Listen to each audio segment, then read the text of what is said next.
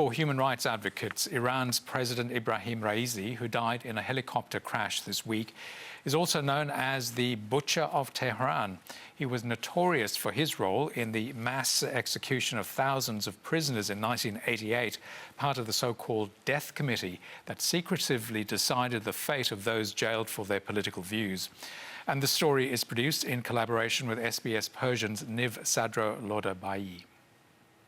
در کنج قفس پشت خمی دارد شیر گردن به کمند ستمی دارد شیر در چشم ترش سایه از جنگل دور ای وای خدایا چه غمی دارد شیر. It's the poem that got Reza Akbari through his time facing execution in Iran, a political prisoner who narrowly avoided death in 1988. You can't say that I don't scare of death, but this is just 1 minute.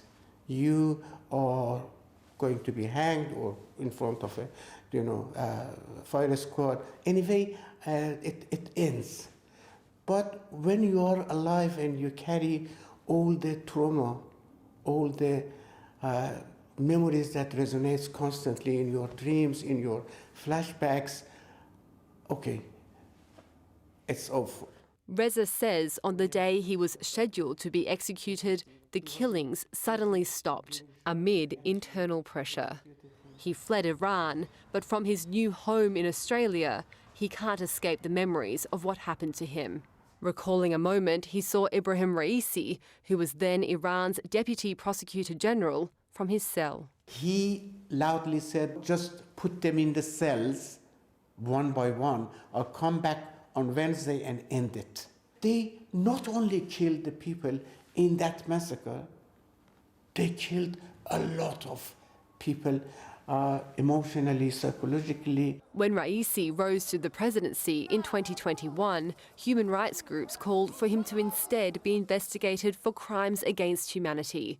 While the exact number of those killed in 1988 remains unknown, Amnesty International estimates at least 5,000 political prisoners were executed. In 2018, Raisi actually described the mass killings as one of the proudest moments of the Islamic Republic system. For many, his career is characterised by the use of brutality to crush dissent. His ruthless legacy is not limited to 1988, but also it was ongoing until the recent uprising after death in custody of Mahsa Amini.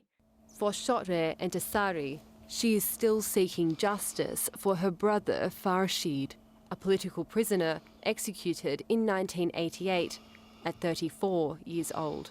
The death of Raisi has stirred up mixed emotions. I was happy and sad at the same time because my mother and my father weren't able to see this moment, and at least a little bit of comfort from that this butcher of Tehran was killed. And also a little bit of sad because I really wanted him to stand trial.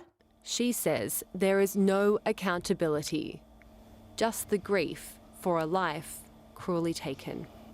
Jennifer Scherer, SBS World News.